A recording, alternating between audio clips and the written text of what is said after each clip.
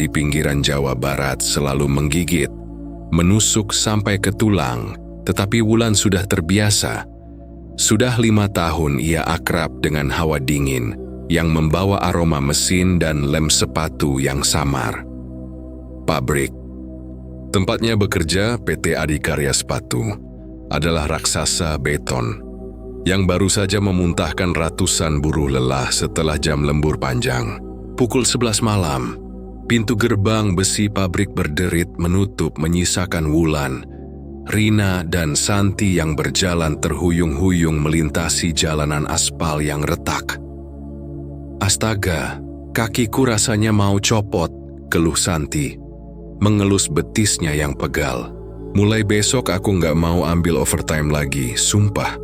Rina, yang langkahnya paling tegap, hanya mendengus. "Enak saja. Cicilan motor siapa yang bayar kalau enggak lembur, San?" Wulan, yang berjalan di tengah, hanya tersenyum tipis. Wajahnya yang biasa berseri kini kusam oleh kelelahan. Sebagai buruh paling rajin di lini finishing, Wulan adalah tulang punggung keluarga di desa.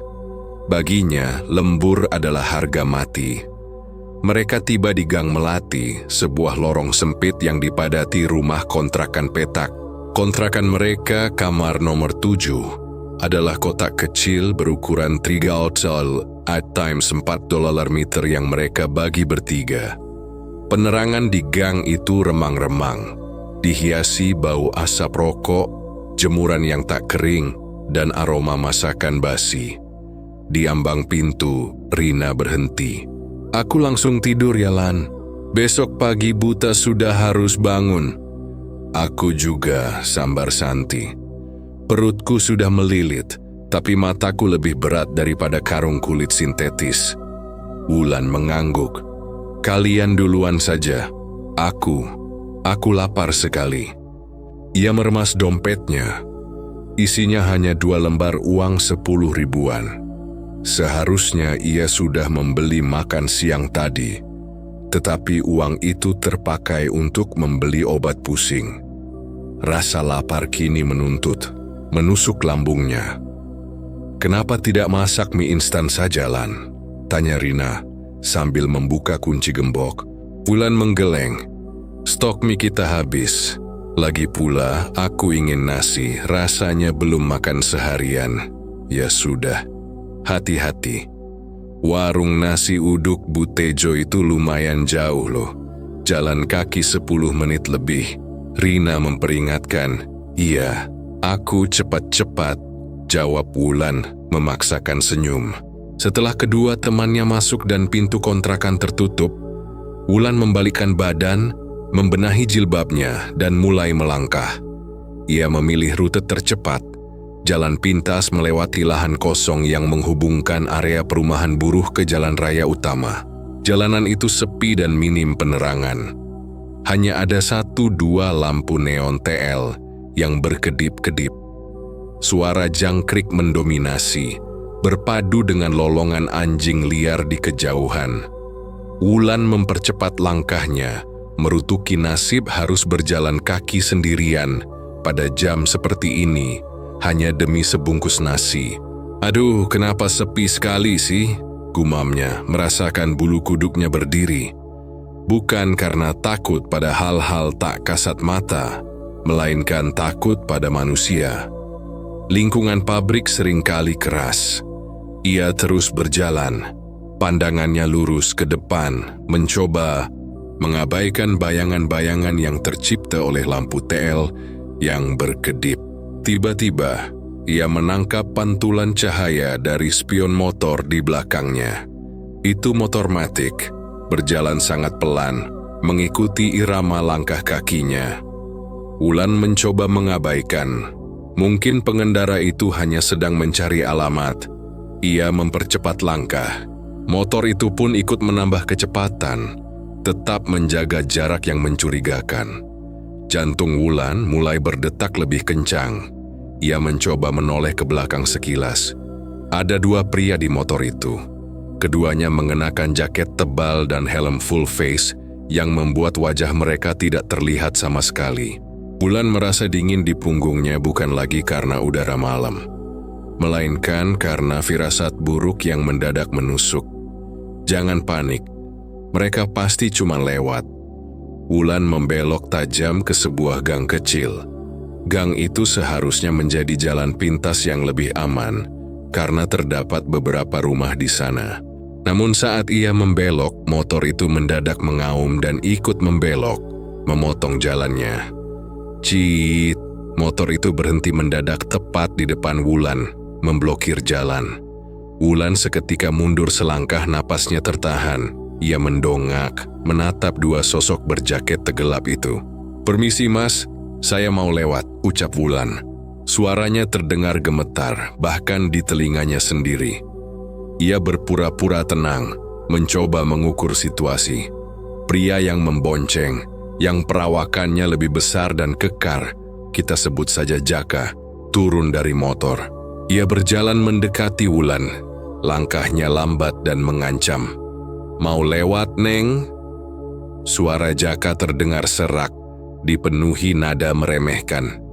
"Kami juga mau lewat ke tempat yang lebih sepi." Pria satunya, yang lebih kurus dan duduk di kursi pengemudi, Bima, hanya menyeringai di balik helmnya. Wulan tahu ia harus lari. Ini bukan perampokan biasa, ini terasa jauh lebih buruk. Saat Jaka mengulurkan tangan kanannya, Wulan bereaksi cepat. Instingnya, yang diasah oleh kerasnya kehidupan buruh, membuatnya tak berpikir dua kali. "Bugah!" ia menendang. Tulang kering Jaka dengan sepatu ketsnya sekuat tenaga. Wulan memang kurus, tetapi tendangannya mengejutkan. Jaka meringis kesakitan, terhuyung mundur. "Sialan, berani melawan, hah?" Wulan mengambil kesempatan itu. Ia berbalik dan berlari sekencang-kencangnya kembali ke jalan utama. Ia berlari tanpa memedulikan paru-parunya yang seolah mau meledak. Ia sudah lapar, lelah dan kini harus berpacu dengan maut. "Kejar dia, Bim. Jangan sampai lolos," teriak Jaka sambil mengusap kakinya yang ngilu. Bima segera menghidupkan motor, melaju cepat mengejar Wulan. Suara mesin motor memecah kesunyian malam, menjadi teror paling nyata. Motor itu dengan mudah menyusul Wulan. Saat Bima mengemudi, Jaka yang membonceng dengan cepat melompat turun. Ia menerjang Wulan dari samping. Bruk. Tubuh Wulan yang lelah dan lapar tidak mampu menahan terjangan itu. Ia jatuh ke aspal yang dingin. Dompetnya terlepas, terlempar ke semak-semak. "Lepaskan, tolong, jangan sentuh aku." Wulan berteriak, suaranya tercekat. Ia melawan, menendang-nendang. Kekuatan yang tersisa dari tubuhnya yang kelaparan, ia kerahkan untuk memukul dan mencakar. Ia tahu jika ia berhenti melawan, ia akan mati. Jaka tertawa jahat. "Mau jadi pahlawan, Neng? Sudah lelah begitu, masih saja sok kuat." Sambil mencengkeram erat pergelangan tangan Wulan, Jaka menoleh ke Bima. "Pegang kakinya, Bim. Cepat." Bima segera turun dari motor dan memegang erat kedua kaki Wulan. Tenaga dua pria dewasa melawan satu wanita yang sedang kelaparan. Dan kelelahan adalah pertarungan yang mustahil dimenangkan. Wulan menggeliat-geliat, berteriak sekencang-kencangnya. Berharap ada jendela yang terbuka atau lampu yang menyala, tetapi tidak ada. Gang itu hening seperti kuburan. Jaka merobek jilbab yang Wulan kenakan. Lalu dengan kasar membekap mulut Wulan menggunakan kain itu. Emp. Wulan meronta, matanya membelalak, penuh dengan air mata dan rasa putus asa yang mendalam. Ia mencakar lengan Jaka sampai berdarah, tetapi cengkeraman Jaka tidak longgar. "Diam, atau aku buat kau diam selamanya," bisik Jaka tepat di telinga Wulan. Napasnya berbau rokok dan alkohol.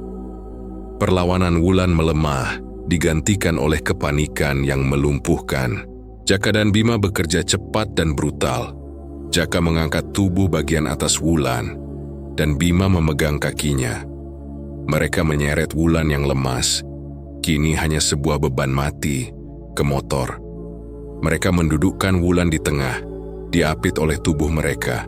Jaka mencengkeram bahu Wulan kuat-kuat sementara Bima kembali menyetir. Tangan Jaka merogoh saku jaketnya, mengeluarkan seutas tali rafia. Dengan kasar ia mengikat kedua tangan Wulan ke belakang. "Mau dibawa kemana kalian?" lirih Wulan. Suaranya nyaris tak terdengar di balik bekapan jilbab. Ia menatap ke belakang, ke arah lampu-lampu kota yang kini terlihat begitu jauh. Cahaya lampu itu terasa seperti harapan yang baru saja padam. Bima tidak menjawab. Ia hanya menginjak gas motor dengan kuat. Motor Matix itu melaju kencang, meninggalkan gang sepi meluncur ke jalan raya utama. Tetapi bukannya menuju keramaian. Bima membelokkan setang ke arah yang berlawanan. Mereka menuju keluar area perumahan buruh. Melintasi sawah yang gelap, menembus kabut tipis di tengah jalan. Lampu-lampu kota yang tadinya jauh, kini sepenuhnya menghilang dari pandangan Wulan. Hanya ada gelap. Hanya ada suara mesin motor dan hembusan angin dingin yang membawa bau tanah basah. Wulan tahu setiap meter yang dilalui motor itu, ia semakin mendekati sebuah akhir yang mengerikan. Ia mencoba melepaskan ikatan tali rafia itu, tetapi hanya membuat pergelangan tangannya memar.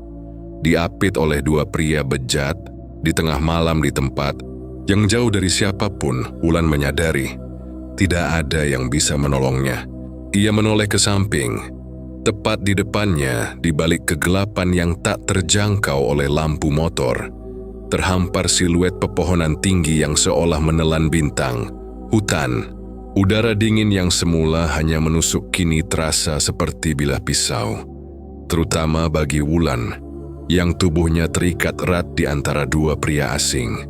Pekapan kain jilbabnya telah dilepas Jaka sesaat setelah mereka meninggalkan jalan aspal, diganti dengan ancaman brutal yang berbisik di telinganya.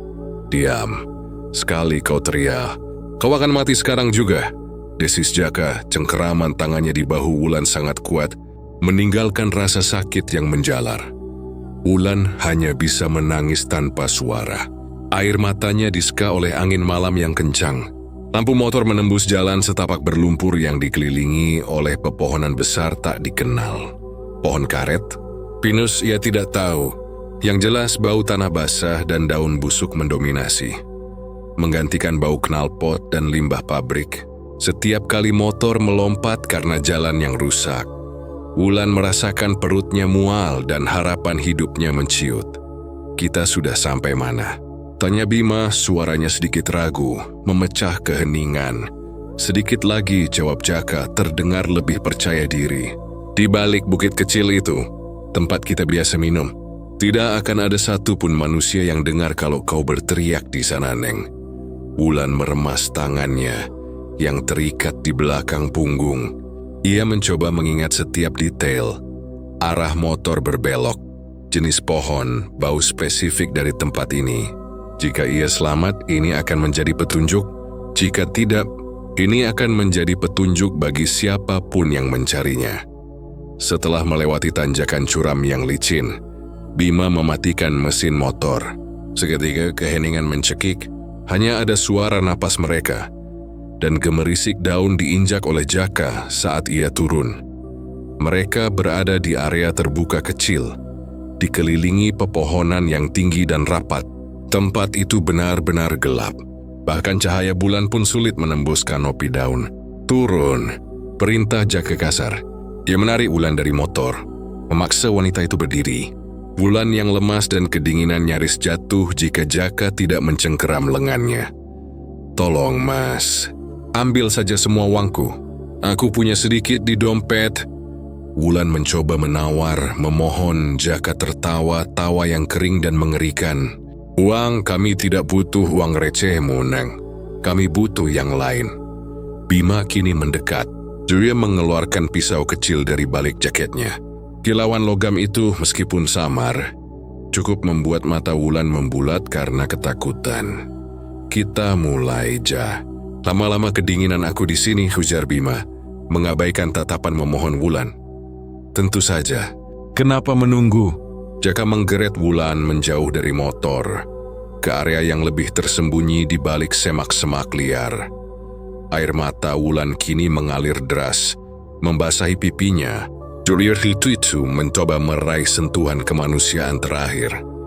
Aku mohon, aku punya ibu di rumah. Jangan lakukan ini, Mas. Jaka menendang lutut Wulan, membuatnya tersungkur di tanah yang dingin dan lembab. Ibumu tidak ada di sini, Neng. Yang ada hanya kau dan kami. Adegan itu berlangsung cepat dan brutal, didominasi oleh kekasaran dan kekuatan fisik yang tak seimbang. Ikatan tali rafia di tangan Wulan diputus paksa oleh Jaka, bukan untuk membebaskannya, tetapi untuk mempermudah ia dipegang, agar tidak meronta terlalu kuat. Wulan melawan sekuat tenaga. Ia mencakar, menggigit, dan berteriak, tetapi setiap perlawanannya disambut dengan pukulan atau tamparan yang melemahkan tekadnya. Tanah yang lembab menjadi saksi bisu dari penderitaan dan dehumanisasi yang ia alami. Rasa sakit fisik dan mental datang bergelombang, menenggelamkannya dalam keputusasaan total. Bau amis darah di bibirnya sendiri bercampur dengan bau tanah yang dingin. Jaka dan Bima bergantian, tanpa sedikit pun rasa penyesalan, memperlakukannya seperti benda yang dapat mereka gunakan dan buang. Wulan hanya bisa menutup mata, berharap kegelapan yang pekat ini menelannya. Dia tidak lagi merasakan tubuhnya sendiri. Yang tersisa hanya rasa nyeri tak tertahankan dan penghinaan yang merusak jiwanya. Setelah semuanya usai, Wulan terbaring lemas, setengah telanjang di tanah. Napasnya terengah-engah, tubuhnya bergetar hebat bukan lagi karena dingin, melainkan karena syok dan kelelahan. Jeni dan Bima berdiri di atasnya, merapikan pakaian mereka dengan ekspresi puas dan lega, seolah baru saja menyelesaikan pekerjaan yang kotor. Sudah selesai. Bangun, Neng, ujar Bima. Suaranya kini terdengar santai. Wulan mencoba bangkit. Setiap ototnya sakit. Setiap inci kulitnya terasa perih. Ia menyeret tubuhnya, mencoba menggapai kembali sisa-sisa pakaiannya yang terkoyak. Saat Wulan berhasil duduk, sebuah tekad tiba-tiba menyala di matanya yang bengkak. Dia melihat pisau yang tadi digunakan Bima, tergeletak tidak jauh di dekat pohon. Instingnya kini bukan lagi insting untuk bertahan hidup, melainkan insting untuk membalas dendam atas kehancuran yang mereka timbulkan. Kalian bajingan, bisik Wulan, suaranya serak. Jaka mendekat. Kenapa, Neng? Sudah puas, kan? Sekarang cepat pergi. Atau kau mau kami antar ke jalan raya? Saat Jaka mengulurkan tangan untuk menariknya berdiri, Wulan memanfaatkan kesempatan itu. Ia tidak mencoba lari, melainkan memiringkan tubuhnya, meraih pisau Bima secepat kilat, sret. Dalam satu gerakan spontan dan didorong oleh amarah yang membakar, Wulan mengayunkan pisau itu ke arah kaki Jaka. Pisau itu mengenai betisnya. Jaka langsung berteriak kesakitan, refleks melompat mundur. Anjing, kau melukai aku. Bima terkejut. Ia segera berlari ke arah Wulan. Meskipun lemas, berdiri tegak, memegang pisau itu dengan tangan gemetar. Ia tidak punya kesempatan untuk lari, ia tahu itu. Ia hanya ingin mereka merasakan sedikit saja rasa sakit yang ia derita. Aku akan adukan kalian ke polisi. Kalian akan membusuk di penjara, ancam Wulan. Tidak akan ada yang percaya omonganmu, pelacur. Teriak Bima, matanya memerah karena marah. Dewi tahu, jika Wulan selamat, mereka akan hancur. Bima lebih cepat. Dewi menghandle lengan Wulan yang memegang pisau dengan bogem mentah. Pisau itu terlepas, terlempar jauh ke dalam semak-semak. Wulan terhuyung. Sebelum ia sempat memulihkan diri, Bima mengeluarkan golok kecil yang terselip di pinggangnya. Golok itu memantulkan cahaya samar dari senter motor. Kau seharusnya diam saja, Neng. Geram Bima, wajahnya penuh kebencian, jelek. Bima menusuk perut Wulan membeku. Joni menatap ke bawah, melihat gagang golok itu menancap merobek kulit dan dagingnya. Rasa dingin yang mengerikan dari logam itu segera digantikan oleh rasa panas, rasa sakit yang melumpuhkan. Ia tidak bisa berteriak. Yang keluar hanyalah suara erangan rendah, seperti binatang yang terluka. Darah segar segera membanjiri pakaiannya, merembes cepat mewarnai kain putih yang tersisa Jaka. Meskipun betisnya terluka menghampiri mereka, ia menatap Wulan yang kini sudah berlutut. Tangan kirinya menekan luka yang menyemburkan darah. "Kenapa kau bodoh sekali, Bim? Kenapa harus pakai golok?" Jaka panik. "Dia melawan, Jah. Dia menusuk kakimu." Bima membela diri, matanya liar. Lagi pula, sekarang sudah terlanjur. "Habisi saja." Bima mencabut golok itu dengan sentakan kasar, menimbulkan jeritan kecil yang tercekik dari Wulan. Wulan ambruk ke samping untuk memastikan tidak ada saksi yang hidup, dan didorong oleh kepanikan agar tidak tertangkap. Bima mengangkat golok itu lagi. Chop! Yui membacok dada Wulan sekali, tepat di area jantung. Wulan mengejang sekali. Matanya tetap terbuka, menatap langit-langit daun yang gelap. Matanya kosong, dipenuhi rasa terkejut, penderitaan, dan di detik terakhir kebencian yang dingin. Tubuh Wulan yang lemas kini diam. Nafasnya terhenti. Buruh pabrik sepatu yang rajin itu kini hanyalah seonggok daging yang dingin, tergeletak di tanah hutan. Keheningan kembali menyelimuti hutan, kali ini dipecah oleh napas Jaka dan Bima yang terengah-engah. Mereka saling pandang, wajah mereka pucat di bawah cahaya senter ponsel Bima. "Mampus," bisik Jaka. Kita sungguh membunuhnya. "Diam, jangan sebut-sebut kata itu." Bima menendang tubuh Wulan dengan kakinya. "Cepat, kita harus menyingkirkannya. Kita harus kubur dia di sini." Mereka bergerak dengan panik. Bima mengambil sekop kecil yang memang selalu ia bawa di motor untuk berkebun. Mereka memilih tempat di bawah pohon besar yang akarnya menonjol, area yang lebih mudah digali. Tanah hutan yang lembab dan berbatu membuat pekerjaan itu sulit dan lambat. Mereka berkeringat, bukan karena tenaga yang dikeluarkan, melainkan karena ketakutan bahwa ada yang mendengar atau melihat mereka. Mereka hanya menggali seadanya. Lubang yang dangkal tidak lebih dari setengah meter dalamnya. "Cukup. Lebih dalam dari ini butuh waktu sampai pagi," desak Jaka. Dengan sekuat tenaga, mereka mengangkat jasad Wulan yang kaku dan berlumuran tanah dan darah. Mereka melemparkannya begitu saja ke dalam lubang. Tidak ada kain kafan, tidak ada kata-kata perpisahan, hanya titik pembuangan yang keji. Mereka menimbunnya dengan tanah secepat mungkin, menutupi gundukan itu dengan ranting-ranting, daun-daun kering, dan bebatuan kecil agar terlihat alami. Setelah selesai, Bima membuang golok dan pisau ke sungai kecil yang mengalir beberapa puluh meter dari situ. Jaka membersihkan darah di betisnya dengan sisa air minum di botol. Mereka menaiki motor tanpa berbicara. "Sudah aman, Bim?" tanya Jaka setelah mereka melaju jauh kembali ke jalan aspal. "Aman. Siapa yang mau ke hutan itu? Tidak ada yang tahu kita bawa dia ke sana," jawab Bima, tetapi suaranya tidak setenang sebelumnya. Ada nada ketakutan yang terselip. "Sekarang kita pulang, mandi, lupakan semuanya. Anggap dia hanya hilang." Motor itu melaju kencang, meninggalkan hutan gelap. Mereka kembali ke desa dan kota, berusaha mencari ketenangan, membawa serta rahasia kematian yang tersembunyi di bawah lapisan tanah dan dedaunan hutan. Mereka tidak tahu, meskipun jasad Wulan telah mereka kubur, kebencian dan penderitaan Wulan tetap tinggal di sana, melekat di udara dingin, menunggu waktu untuk membalas dendam. 3 hari sudah kasur kapuk Wulan di sudut kamar kontrakan dibiarkan kosong, rapi, terlalu rapi. Rina melipat selimutnya, matanya terus-menerus melirik ke arah tas ransel Wulan yang masih tergantung di paku. Pakaian kerjanya seragam biru pabrik sepatu, masih terlipat rapi di atas tumpukan baju. Sepatu kets lusuh Wulan yang selalu berbau keringat dan lem teronggok di bawah dipan. Semuanya ada kecuali pemiliknya. "Lan kemana sih?" Santi menghela. Napas panjang mengaduk kopi instan di gelas plastiknya. Aku sudah telepon ponselnya. Dari kemarin cuma suara mbak-mbak operator yang bilang nomornya tidak aktif.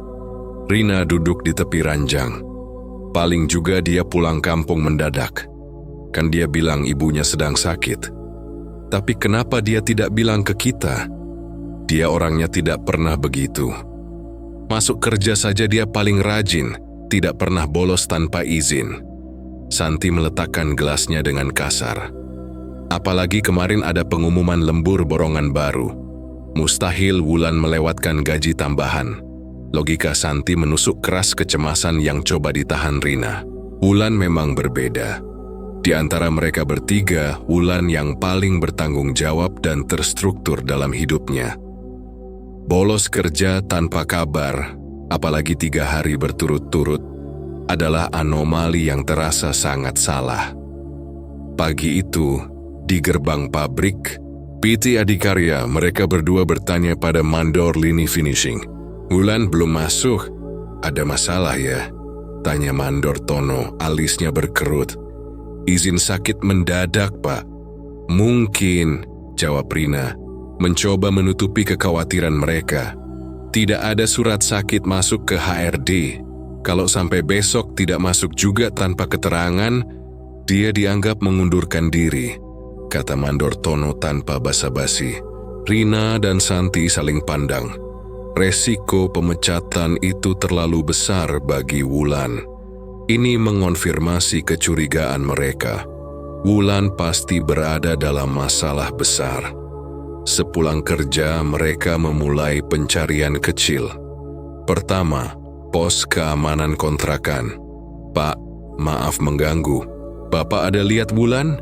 Yang kamar nomor 7. 3 hari ini dia tidak pulang, tanya Rina pada Pak RT, yang juga merangkap penjaga keamanan lingkungan. Wulan. Oh, yang kurus, pakai jilbab cokelat itu. Tidak lihat saya, Neng. Terakhir kali saya lihat ya malam lembur 3 hari lalu itu. Dia lewat sendirian, katanya mau beli makan. Setelah itu, tidak ada lagi, jawab Pak RT sambil menyesap kopi. Memang dia enggak ada bilang mau pulang kampung? Tidak ada, Pak. Aneh, gumam Pak RT. Sudah coba telepon keluarganya? Kami belum berani, Pak. Takut membuat mereka panik. Jawaban dari Pak RT buntu. Wulan memang pergi malam itu dan tidak pernah kembali. Mereka beralih ke warung nasi uduk Bu Tejo, tempat Wulan berniat membeli makan. 3 hari lalu, sekitar jam 11:30 malam, Bu Tejo berpikir keras, tangannya sibuk membungkus pesanan. Oh iya, ada. Dia sempat kesini tapi dia tidak jadi beli. Dia bilang dompetnya kurang isinya. Cuma cukup buat naik angkot kalau kemalaman. Dia sempat terlihat cemas, Neng. Saya suruh dia beli saja, biar kurangnya besok. Tapi dia keburu lari. Katanya mau buru-buru pulang. Dia bilang takut kemalaman di jalan sepi. Lanjut Bu Tejo, Rina dan Santi kembali ke kontrakan dengan hati yang makin gelisah.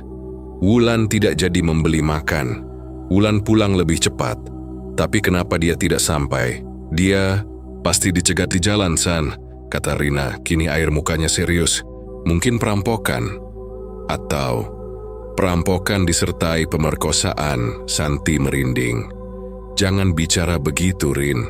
Kita tidak tahu. Kita harus lapor polisi. Ini sudah 3 hari. Dia hilang. Ponsel tidak aktif. Barang-barangnya utuh, desak Rina. Tunggu, Rin. Polisi butuh bukti kuat. Kalau kita lapor sekarang, mereka mungkin cuma anggap dia kabur sama pacar atau minggat karena hutang. Polisi di sini mana mau repot. Santi mengusap wajahnya yang tegang. Mereka sepakat menunggu 1 hari lagi. Menunggu keajaiban kecil bahwa Wulan akan kembali. Mengetuk pintu kamar nomor 7. Dan mengeluh karena lembur besok pagi. Malam itu, malam keempat setelah hilangnya Wulan, kamar kontrakan terasa berbeda. Dingin. Bukan dinginnya udara Jawa Barat yang biasa, tetapi dingin yang seolah berasal dari dalam dinding. Rina sudah tertidur pulas setelah lelah seharian, tetapi Santi gelisah. Ia merasakan ada yang tidak beres. Ia menarik selimutnya sampai ke dagu. Tiba-tiba Santi mencium bau aneh. Awalnya bau bunga seperti bunga kenanga yang basah. Bau itu kuat sekali, seolah ada sesajen di sudut ruangan. Namun tidak lama kemudian, bau bunga itu menghilang. Digantikan oleh aroma tajam yang membuat perut mual. Bau anyir darah bercampur dengan bau tanah yang lembab dan busuk. Santi segera menutup hidungnya. "Bau apa ini, Rin?" bisiknya mengguncang bahu Rina. Rina menggeliat menguap. "Hah? Bau apa? Bau sampah kali. Tidur, San." Rina kembali terlelap. Namun, Santi tidak bisa. Ia merasakan bau anyir itu semakin kuat, terutama dari arah kamar mandi kecil mereka. Santi memberanikan diri. Ia bangkit dan berjalan perlahan menuju kamar mandi. Hidungnya berkerut menahan mual. Pintu kamar mandi setengah terbuka. Saat ia semakin dekat, ia mendengar suara.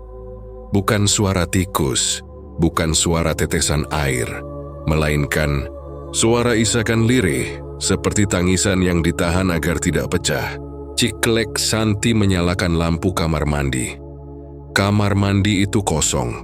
Tidak ada siapa-siapa. Bau anyir darah dan tanah basah itu mendadak hilang, tergantikan oleh bau sabun deterjen yang biasa. Santi menghela napas, mengira ia hanya berhalusinasi karena kelelahan. Saat ia membalikkan badan, ia mendengar suara gemeretak kecil dari rak piring. Ia menoleh. Piring-piring yang tadi ditumpuk rapi oleh Rina, kini terjatuh satu persatu. Bukan pecah berantakan, melainkan terjatuh pelan, seperti ada yang mengambilnya dan meletakkannya kembali dengan kasar. "Siapa di situ?" Suara Santi bergetar, tidak ada jawaban. Santi mematikan lampu kamar mandi dan berlari kembali ke kasurnya, mengguncang Rina dengan lebih keras. "Rin, bangun! Ada yang aneh." Bau darah, Rin, dan suara tangisan. Rina akhirnya terbangun, kesal. "Kau mimpi buruk, San. Bau darah dari mana? Kau sedang menstruasi?" "Bukan, aku tidak bercanda. Aku dengar, aku menciumnya." Rina mendengus. "Ya sudah, kita pindah saja. Kita tidur di tengah. Ayo." Mereka berdua pindah, berbagi kasur Rina di tengah. Santi tetap memeluk Rina erat. Matanya terbuka lebar menatap langit-langit. Keheningan kembali datang. Keduanya perlahan mulai terlelap dalam posisi berdempetan. Tiba-tiba suhu ruangan turun drastis. Rina yang baru setengah sadar merasakan hawa dingin yang ekstrim, seolah pintu kulkas baru saja dibuka di dekat mereka. Ia membuka matanya. Kamar itu remang-remang, hanya diterangi cahaya kuning dari lampu luar yang menembus celah jendela. Rina merasakan ada yang mengawasi mereka. Ia menoleh ke sudut kamar, tempat tidur Wulan berada. Dan di sanalah, di antara bayangan tas dan tumpukan baju, sebuah figur muncul. Figur itu adalah sosok wanita, berdiri tegak memunggungi cahaya, sehingga siluetnya tampak kabur dan hitam. Posturnya kurus, seperti tubuh Wulan. Ia mengenakan baju seperti seragam kerja buruh, tetapi warnanya gelap, seperti basah oleh sesuatu. Figur itu tidak bergerak, tetapi Rina merasakan kehadirannya begitu kuat, begitu dingin. "San," bisik Rina, suaranya tercekat di tenggorokan. Santi tidak menjawab, ia masih tertidur pulas. Rina memaksakan diri untuk melihat lebih jelas. Sosok itu perlahan membalikkan badan. Wajah itu kabur seperti terdistorsi oleh panas, tetapi Rina mengenalinya. Wulan, dan sosok yang menyerupai Wulan itu mengangkat tangan kanannya yang terlihat pucat dan panjang. Jari-jari itu perlahan menunjuk lurus ke arah mereka, atau lebih tepatnya, menunjuk ke arah Santi. Santi tiba-tiba terbangun karena terbatuk keras. Matanya langsung menangkap bayangan di sudut kamar. Ya Tuhan. Santi menjerit tertahan. Sosok Wulan itu kini terlihat lebih jelas. Bajunya sobek, dan ada noda gelap, besar, dan basah di area perut dan dadanya. Ia tampak kesakitan yang tak terperi. Sosok itu tidak mengeluarkan suara. Ia hanya menunjuk, terus menunjuk, dengan mata yang memancarkan kebencian, kesedihan, dan rasa haus akan keadilan. Seketika, angin dingin yang berpusar di sudut kamar menjadi hembusan kencang yang membuat tirai jendela bergerak liar. Blas, sosok Wulan itu menghilang. Lenyap secepat ia muncul, meninggalkan Santi dan Rina dalam keheningan yang memekakkan. Bau anyir darah dan tanah basah yang tadi sempat hilang, kini kembali menusuk hidung mereka, jauh lebih kuat, seolah ada mayat basah di sebelah mereka. Santi dan Rina berteriak. Kali ini mereka berdua. Mereka saling peluk, bergetar ketakutan. Itu Wulan, Rin, kata Santi, giginya gemertak. Aku tahu, bajunya. Ada darah, San, darah di perutnya. Rina menangis histeris. Keduanya kini yakin, Wulan tidak kabur. Wulan tidak hilang, Wulan dibunuh. Dan ia tidak bisa tenang, jasadnya tidak beristirahat. Dan kini ia pulang ke kamar kontrakan kecil itu untuk menuntut keadilan. Kekosongan di kamar itu kini terisi oleh kehadiran yang jauh lebih mengerikan dari sekadar kehilangan. Mereka tahu mimpi buruk baru saja dimulai. Hidup Rina dan Santi di kamar kontrakan nomor 7 berubah menjadi neraka yang dingin dan berbau busuk. Mereka tidak lagi bisa tidur nyenyak. Mereka tidur berdempetan, lampu, neon kamar dinyalakan 24 jam penuh, dan suara radio kecil selalu meraung keras, mencoba menenggelamkan suara-suara lain yang datang dari kegelapan. Namun tidak ada yang bisa menahan teror Wulan. Teror itu datang dalam bentuk sensasi yang dingin, pahit, dan menusuk tulang. Piring-piring di rak tidak lagi hanya jatuh, kini mereka berputar di udara sebentar sebelum menghantam lantai, pecah berkeping-keping. Lemari pakaian mereka yang terbuat dari kayu tipis akan bergetar keras di tengah malam, seolah ada seseorang yang mengamuk di dalamnya. Suara tangisan dan rintihan juga semakin jelas. Itu bukan lagi bisikan lirih, melainkan suara penuh kesakitan, seperti desahan nafas yang dicabut paksa. Suara itu seringkali terdengar tepat di sebelah telinga mereka saat mereka sedang setengah tertidur. Astaga, aku sudah tidak tahan lagi, Rin. Santi menjerit suatu sore, setelah melihat cermin meja rias mereka pecah sendiri, meninggalkan retakan seperti jaring laba-laba. Kita harus pindah, San. Aku tidak peduli dengan uang sewa yang hangus. Aku mau kita pergi dari sini. Rina memeluk lututnya. Wajahnya sudah sembab karena kurang tidur dan terus-menerus menangis. Pergi kemana? Semua barang kita ada di sini. Lagi pula, apa kau yakin dia tidak akan ikut kita? Pertanyaan Santi membungkam Rina. Mereka tahu Wulan tidak akan membiarkan mereka pergi. Tujuan Wulan jelas. Ia ingin dilihat, ia ingin didengar. Malam itu, Wulan menampakkan diri lagi. Kali ini di ruang tamu kecil kontrakan, Rina dan Santi sedang duduk saling memunggungi, membaca majalah buruh dengan gelisah. Tiba-tiba suhu ruangan anjlok mendadak. Udara yang semula hangat kini terasa seperti hembusan es. Bau anyir darah dan tanah basah yang menjijikkan seketika memenuhi setiap sudut ruangan, membuat mereka mual hingga ke tenggorokan. Mereka mendongak. Wulan berdiri di ambang pintu kamar mandi. Sosoknya kini tidak lagi kabur. Ia terlihat nyata, sedetail manusia, tetapi warnanya abu-abu pucat dan transparan. Matanya cekung, penuh dengan penderitaan. Rambutnya basah dan lepek, menutupi sebagian wajah. Yang paling mengerikan adalah tubuhnya. Seragam pabriknya robek di bagian perut.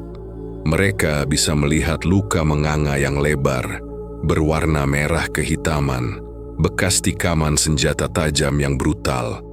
Di area dada, bekas bacokan terlihat jelas, merusak tulang rusuknya. Luka-luka itu tampak segar, seolah baru saja dibuat. Wulan tidak bergerak. Ia hanya berdiri, memancarkan rasa sakit yang tak tertahankan. "Wulan, tolong." Rina hanya bisa mengucapkan namanya, suaranya putus-putus. Sosok Wulan itu maju satu langkah, lalu satu langkah lagi. Kakinya tidak menyentuh lantai.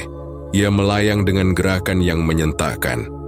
Ekspresi di wajahnya adalah perpaduan antara kemarahan yang membara dan kesedihan yang tak terobati. Dia marah, Rin. Dia marah sekali. Santi menutup wajahnya dengan tangan, tetapi jari-jarinya terbuka lebar, membiarkan matanya mengintip ke arah pemandangan mengerikan itu. Wulan berhenti tepat di depan meja kecil tempat mereka biasa makan.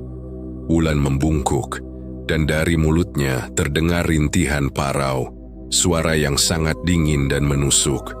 Wulan perlahan mengangkat tangan kanannya yang pucat, menunjuk ke arah mereka, lalu ke luka yang menganga di perutnya. Sakit, sakit sekali. Suara itu bukan suara Wulan yang mereka kenal. Itu adalah suara berbisik yang dingin, serak, seolah berasal dari tenggorokan yang dipenuhi air dan lumpur. Suara itu terdengar di dalam kepala mereka, bukan hanya di telinga. Wulan mengayunkan tangannya seolah membelah udara, menunjuk ke sebuah foto selfie yang terpajang di dinding. Foto mereka bertiga saat merayakan tahun baru di kontrakan ini. Aku sudah mati. Mereka yang membunuhku. Rina menangis terseduh-seduh. Santi gemetar hebat. Ia sudah buang air kecil di celana, rasa takutnya mencapai batas maksimal. "Siapa, Lan? Siapa yang membunuhmu?" teriak Rina, setengah berharap, setengah menyesal telah bertanya. Sosok Wulan mendekat ke Rina. Wajahnya yang cekung kini hanya berjarak beberapa senti dari wajah Rina. Bau busuk dan tanah basah yang intens menghantam hidung Rina. Rina bisa merasakan hawa dingin yang mematikan dari sosok itu. Jaka dan Bima. Bisik Wulan menyebutkan dua nama yang asing. Dua bajingan itu. Sosok Wulan itu berbalik, bergerak, lambat ke arah sudut kamar tempat Rina melihatnya pertama kali. Wulan menunjuk ke lantai, lalu keluar jendela. "Aku dikubur di bawah tanah hutan jauh dari sini. Di sana ada pohon besar, akarnya mencengkramku." Sosok Wulan membungkuk, tangannya menyentuh lantai kontrakan. Dari bawah lantai, tiba-tiba muncul genangan cairan gelap seperti lumpur bercampur darah yang kental. Langsung membuat lantai kayu lapuk kontrakan berbau anyir. Aku kedinginan. Jasadku kotor, tidak layak. Wulan kembali menatap Rina dan Santi, tatapan matanya memohon sekaligus mengancam. "Tolong aku, Rin, Santi. Tolong kuburkan aku dengan layak. Jasadku butuh pusara, agar aku bisa tenang." Kalimat terakhir Wulan terucap seperti jeritan tanpa suara, diiringi oleh getaran hebat yang membuat lampu neon di langit-langit berderit kencang sebelum padam total. Gelap, hanya ada suara napas Rina dan Santi yang saling berkejaran dalam ketakutan. Bau anyir darah yang kuat itu perlahan menghilang, digantikan lagi oleh keheningan malam yang sunyi, namun kini diisi dengan kengerian yang permanen. Pagi harinya, Rina dan Santi duduk di teras kontrakan, meminum kopi dingin. Mereka tidak berani masuk lagi ke kamar Jaka. Dan Bima, Rina mengulang nama itu, mencoba menanamkannya di otak. "Siapa mereka? Kita kenal?" Santi menggeleng. "Tidak, kita hanya kenal buruh pabrik. Di pabrik kita tidak ada yang namanya Jaka atau Bima di lini kita. Mungkin buruh dari pabrik lain. Atau mereka orang luar. Mereka kembali ke masalah terbesar. pesan dari Wulan. Wulan dibunuh. Jasadnya dikubur di hutan. Dia menyebut tempatnya, kata Rina. Suaranya tegas meskipun matanya masih merah. Jadi kita... "Oh, bagaimana, Rin? Kita harus lapor polisi," desak Santi meskipun ia sendiri takut. "Lapor polisi dengan cerita apa?" "Pak polisi, teman kami dibunuh oleh 2 orang bernama Jaka dan Bima yang kami tidak tahu wajahnya. Dan kami tahu itu karena arwah teman kami datang, menampakkan diri dengan luka tusuk di perutnya, dan bilang dikubur di hutan yang mana kami tidak tahu lokasi persisnya." Rina menyindir, keputusasaannya jelas terlihat. "Tapi itu kebenarannya, Rin. Polisi akan menganggap kita gila, San. Atau lebih buruk, mereka akan mencurigai kita sebagai pelaku." Rina menatap Santi dengan tatapan serius. "Mereka akan bilang, kalian teman sekamar, kenapa baru lapor sekarang? Kenapa kalian tahu nama pelakunya tapi tidak tahu siapa orangnya? Kenapa kalian tahu letak kuburannya?" Rina melanjutkan, "Kita tidak bisa memberikan cerita hantu itu. Kita harus mencari bukti lain." Santi menunduk. "Lalu kita biarkan Wulan di sana, di bawah tanah kotor itu. Dia minta dikuburkan dengan layak, Rin." Kata-kata Santi menyentuh hati nurani Rina. Wulan adalah sahabat mereka. Mereka tidak bisa meninggalkannya. Kita tidak akan meninggalkannya. Kita akan cari dia, tapi tidak sekarang. Putus Rina. Kita cari Jaka dan Bima dulu. Kita cari di pabrik-pabrik sekitar. Kita cari tahu siapa mereka. Kita cari petunjuk tentang hutan itu. Setelah kita punya petunjuk yang lebih logis, baru kita lapor polisi. Mencari pelaku pembunuhan sendirian? Kau gila. Apalagi pilihan kita. Wulan hanya akan tenang kalau jasadnya ditemukan. Kita adalah satu-satunya harapan dia." Rina bangkit, mengambil kunci motor Santi. "Aku akan mulai dari rumah sakit terdekat. Aku akan cari tahu apakah ada yang melaporkan luka tusuk di betis beberapa hari lalu. Mungkin itu bisa jadi petunjuk awal tentang Jaka atau Bima. Aku ikut." "Tidak, kau di sini. Kau harus tetap di kamar, San. Kalau Wulan datang lagi, dia pasti punya pesan lain." Rina menatap Santi, matanya dipenuhi tekad yang dingin. "Dan jika kau merasakan teror itu lagi, jangan takut. Wulan tidak akan menyakiti kita. Dia hanya haus keadilan." Santi mengangguk pelan, meskipun seluruh tubuhnya masih bergetar. Mereka telah mengambil keputusan. Mereka akan memasuki lingkaran bahaya ini. Menjadi mata dan telinga bagi seorang arwah yang jasadnya terkubur di kuburan hijau yang jauh. Jaka dan Bima berusaha keras kembali ke rutinitas mereka. Jaka kembali bekerja serabutan di pasar, sementara Bima kembali menjadi tukang ojek pangkalan. Secara fisik mereka bebas. Tidak ada polisi yang datang mengetuk pintu. Tidak ada surat panggilan. Rahasia mereka, tersembunyi di bawah lapisan tanah dan dedaunan, terasa aman. Namun, ketenangan yang mereka rasakan hanyalah selubung tipis yang mudah robek. Mereka tidak bisa tidur nyenyak. Jika Bima berhasil memejamkan mata, ia akan terbangun dengan jeritan. Tubuhnya basah kuyup oleh keringat dingin. Jaka yang lebih keras kepala mencoba mengatasinya dengan minum arak oplosan setiap malam. Tetapi alkohol hanya menunda, tidak menghilangkan kengerian yang berakar di benaknya. Jaka menggaruk betisnya yang masih terluka. Bekas sayatan Wulan sebelum ia dihabisi. Lukanya sudah dijahit dengan kasar oleh Jaka sendiri, tanpa keahlian medis. Dan kini membengkak, terasa gatal dan panas. Setiap kali ia melihat luka itu, ia teringat pada mata Wulan yang membelalak saat menatapnya, penuh kebencian sebelum akhirnya mati. "Jangan dipikirkan terus," Jaki ujar Bima suatu sore saat mereka duduk di warung kopi. Bima terlihat lebih kurus, matanya cekung, dan tangannya gemetar saat memegang rokok. "Bagaimana tidak dipikirkan? Aku melihat dia, Bim." Setiap kali aku menutup mata, aku melihat matanya. Jaka berbisik, suaranya parau. Dan bau itu, kenapa bau tanah basah ini selalu ikut kemana-mana? Itu cuma sugesti, Jak. Kita kan baru dari kebun, elak Bima. Meskipun ia sendiri tahu itu bohong, bau anyir darah dan tanah basah. Itu adalah hal paling nyata yang terus mengikuti mereka. Bau itu akan datang tiba-tiba, menyengat hidung, terlepas dari seberapa bersih mereka mandi. Bahkan saat mereka sedang berkumpul ramai di pangkalan ojek, bau busuk itu akan muncul, mengisolasi mereka dalam lingkaran teror yang tak terlihat. Teror itu tidak hanya menyerang indera penciuman. Malam itu, di rumah Bima, sebuah kejadian kecil mengawali kehancuran psikologis mereka.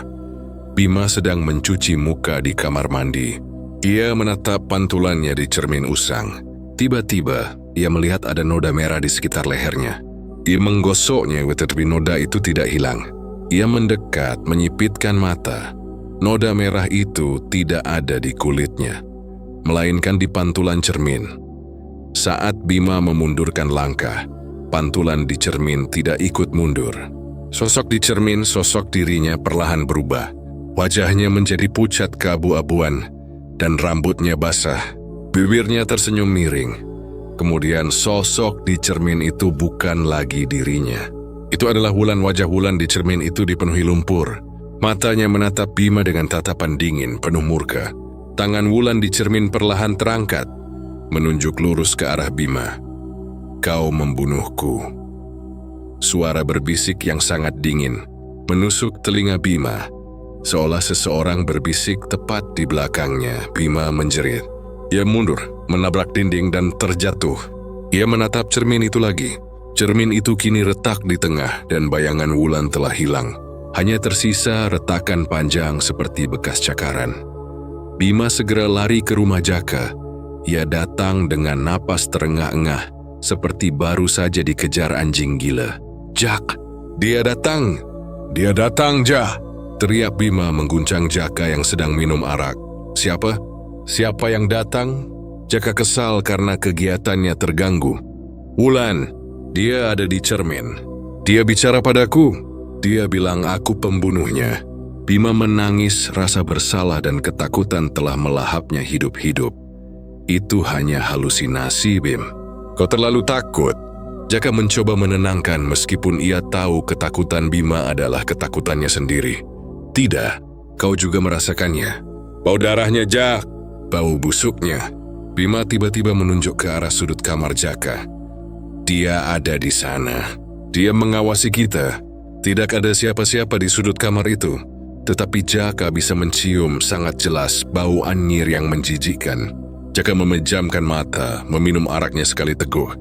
Malam itu, mereka berdua tidur di kamar Jaka, saling memunggungi, mencoba mencari kenyamanan dari kehadiran satu sama lain. Tetapi yang ada hanya rasa dingin yang membekukan dan mimpi buruk yang sama. Wulan, dengan perut dan dada berlumuran darah, mengejar mereka di dalam hutan gelap, terus berteriak tanpa suara. Keesokan harinya, Bima tidak mau pergi kemana-mana. Ia duduk diam di pojok kamarnya, melamun, sesekali berbicara sendiri. Ia menolak makan dan minum. "Kau harus kerja, Bim. Kalau tidak, kita tidak punya uang," desak Jaka. "Aku tidak bisa, Jak. Aku tidak bisa tinggalkan dia. Dia ada di luar," bisik Bima. "Siapa yang ada di luar?" "Wulan, dia menunggu. Dia mau aku ikut dia," kata Bima, matanya kosong.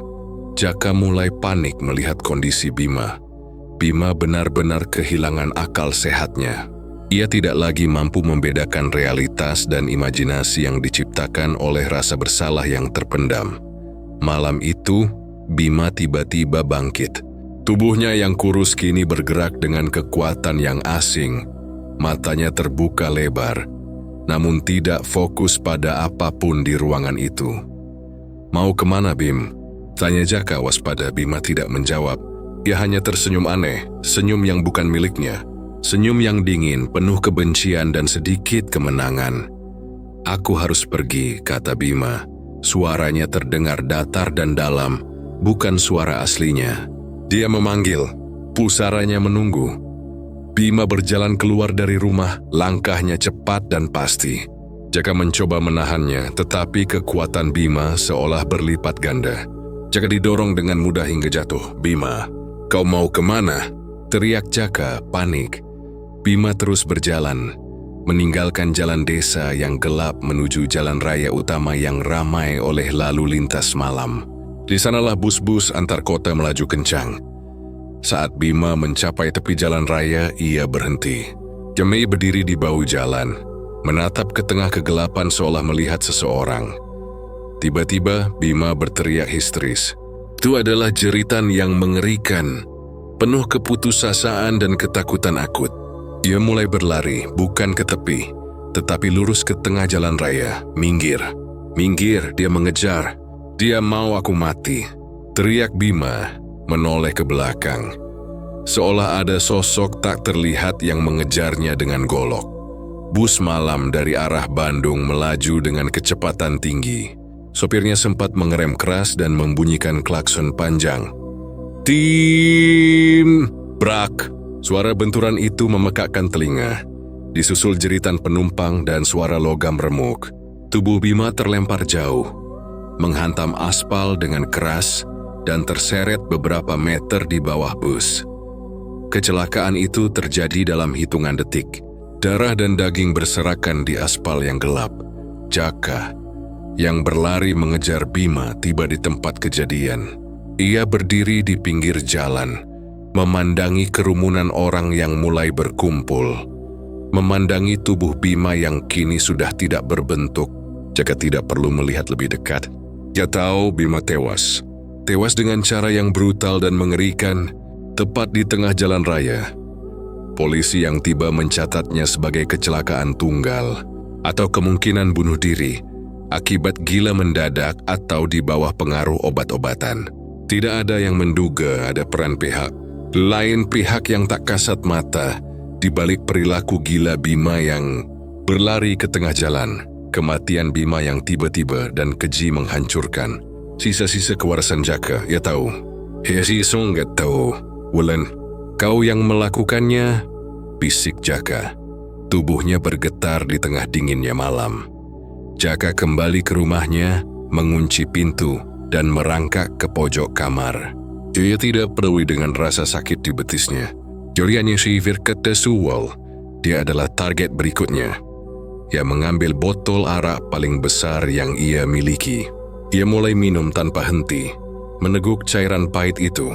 Demi puasian semua sensasi, semua ketakutan, semua ingatan tentang hutan gelap dan mata wulan yang mati. Minuman keras adalah satu-satunya pelarian yang ia punya. Dia minum sampai mabuk total, sampai ia muntah, dan terus minum lagi.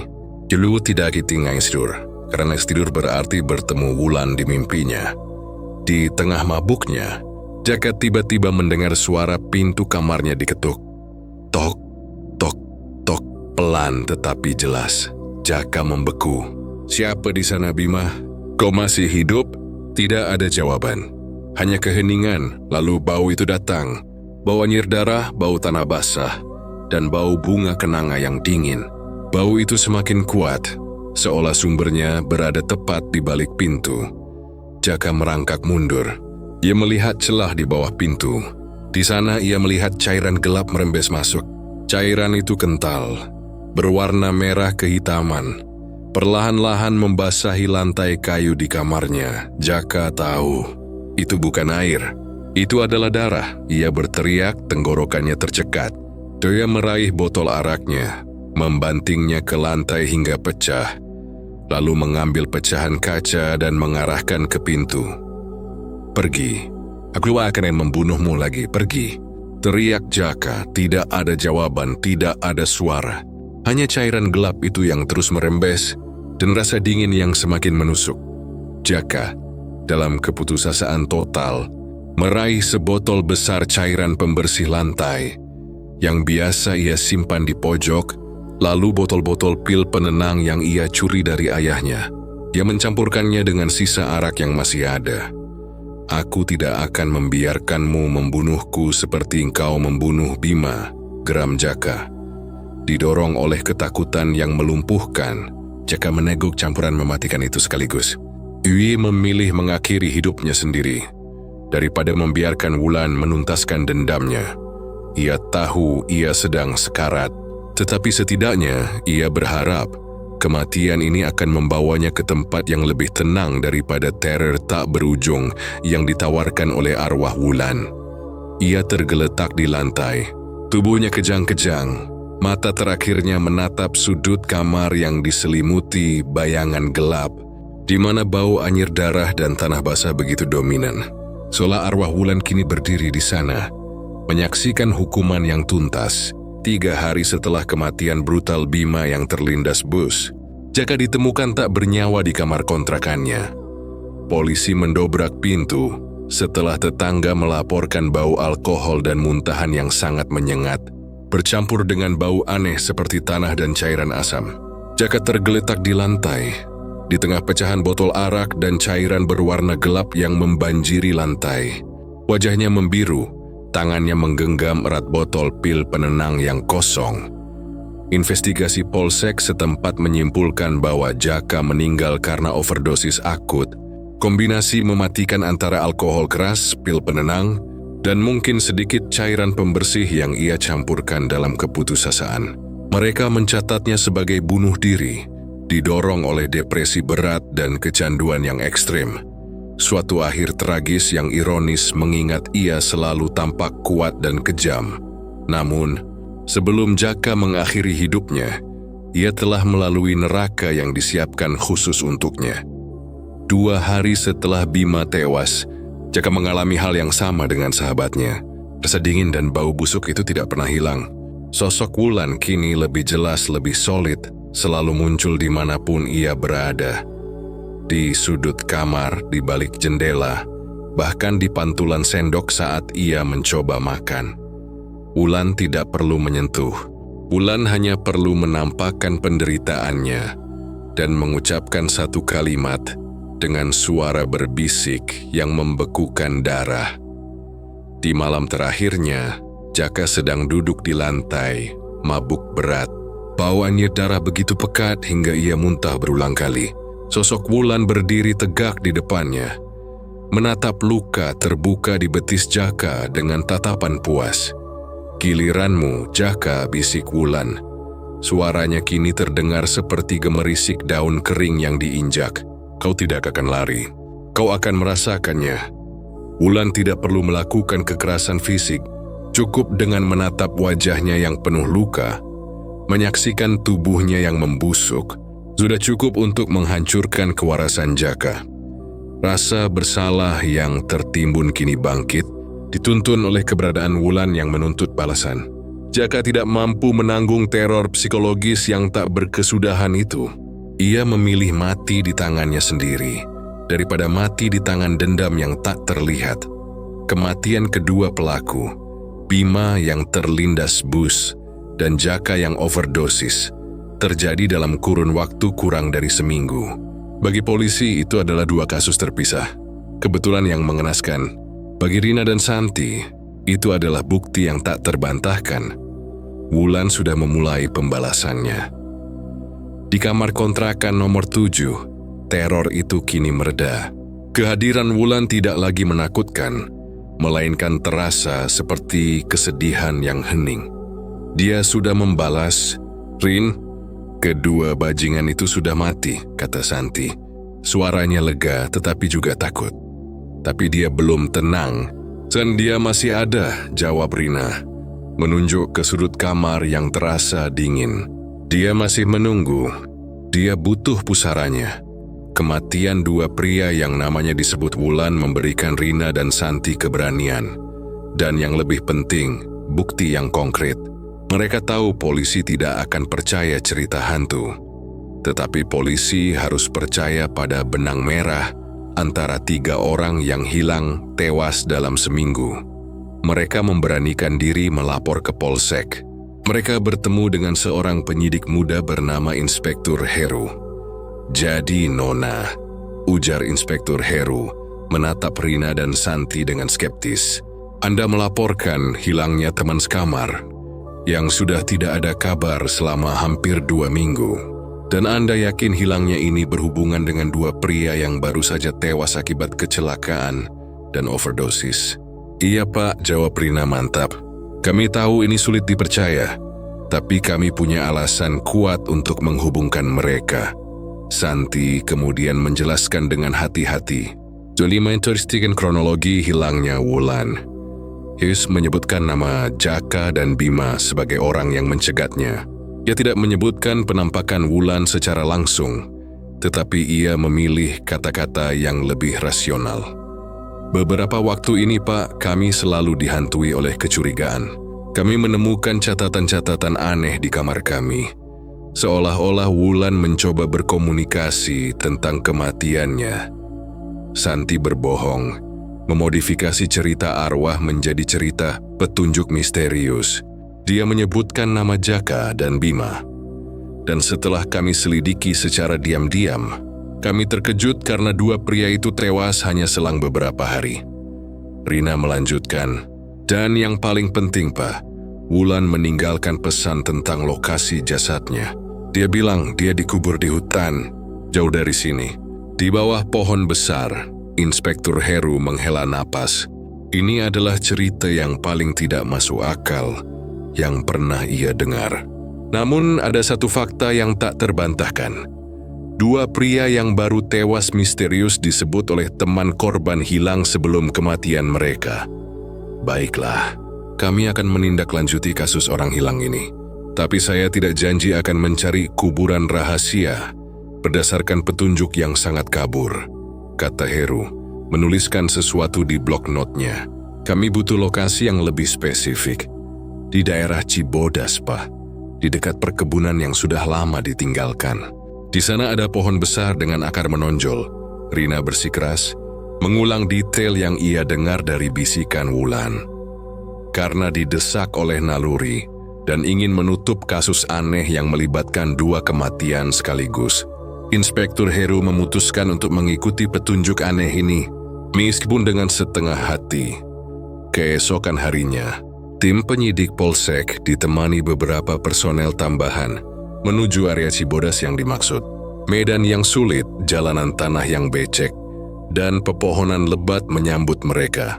Mereka menghabiskan waktu berjam-jam mencari pohon dengan akar menonjol.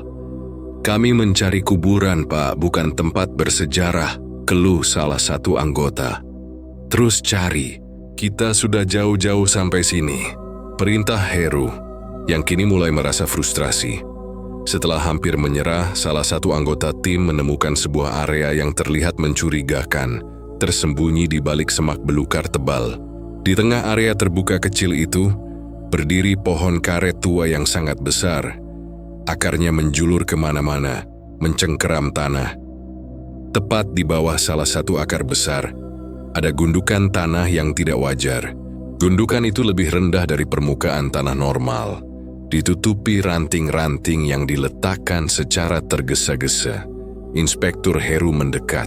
Bau anyir yang samar, bau busuk yang tidak lazim untuk hutan menusuk hidungnya. Gali di sini, perintah Heru. Mereka mulai menggali. Tanah di bawahnya lembab dan lunak. Setelah beberapa cangkulan, sekop mereka menghantam sesuatu yang keras, tetapi terasa seperti kain. Ketegangan seketika memuncak. Seluruh tim menghentikan pekerjaan, saling pandang. Heru mengambil sekop itu sendiri dan menggali lebih hati-hati. Beberapa saat kemudian, semua mata menyaksikan kengerian yang terungkap. Mereka menemukan jasad seorang wanita. Tubuh itu terbungkus pakaian buruh pabrik yang kotor, basah, dan sudah mulai rusak. Jasad itu terkubur dangkal. Dalam posisi meringkuk menyedihkan, Heru memotret jasad itu. Ia kemudian melihat detail yang membuat perutnya mual. Pakaian seragam pabrik yang robek di bagian perut. Luka tusuk yang lebar dan dalam di perut. Luka bacokan besar yang jelas terlihat di dada. Area yang vital. Pergelangan tangan yang terlihat memar dan bekas terikat. Jasad itu ditemukan persis seperti yang dikatakan oleh arwah Wulan. Penyelidikan forensik lebih lanjut mengonfirmasi bahwa jasad itu adalah Wulan. berdasarkan ciri-ciri fisik, dan kemudian melalui tes DNA yang dicocokkan dengan sikat gigi di kontrakan. Polisi segera menutup kasus hilangnya Wulan dan membukanya kembali sebagai kasus pembunuhan berencana. Meskipun dua pelaku utamanya sudah tewas misterius, polisi mengumpulkan bukti, termasuk menelusuri riwayat Jaka dan Bima, yang ternyata dikenal sebagai preman kecil yang sering beraksi di jalanan sepi pinggiran pabrik. Kematian Wulan akhirnya memiliki identitas dan saksi bisu. Meskipun para pelakunya sudah menerima hukuman yang jauh lebih cepat dan mengerikan daripada sistem hukum, jasad Wulan akhirnya dibawa kembali. Setelah proses autopsi dan identifikasi selesai, Rina dan Santi menghubungi keluarga Wulan di desa. Isak tangis keluarga Wulan pecah, tetapi di tengah kesedihan itu ada rasa lega. Wulan akan mendapatkan tempat peristirahatan terakhir yang layak. Seminggu kemudian, Wulan dimakamkan di tempat kelahirannya. Dengan upacara yang khidmat, didoakan oleh keluarga dan disaksikan oleh Rina dan Santi. Raga Wulan yang kotor dan terluka kini dikuburkan dengan layak di bawah tanah yang bersih dan diiringi doa. Malam harinya, Rina dan Santi kembali ke kamar kontrakan nomor 7. Kamar itu hening. Dinginnya udara malam terasa normal, tidak lagi menusuk dengan hawa mematikan. Bau anyir darah dan tanah basah yang selama ini menghantui mereka hilang total, seolah tidak pernah ada. Rina menyalakan lampu, melihat sekeliling kamar yang kini terasa kosong. Sungguh-sungguh kosong, tanpa kehadiran yang mengancam. Dia pergi. "Rin," bisik Santi. "Dia tenang," balas Rina, matanya berkaca-kaca. Tiba-tiba, sebuah hembusan angin lembut melewati jendela yang tertutup rapat, menyentuh wajah Rina dan Santi. Hembusan angin itu membawa aroma yang sangat manis, aroma bunga melati yang hanya bertahan sekilas sebelum menghilang. Aroma itu terasa seperti bisikan terima kasih yang tulus. Rina dan Santi saling berpandangan. Air mata mereka menetes bukan lagi karena ketakutan, melainkan karena kelegaan dan duka yang mendalam.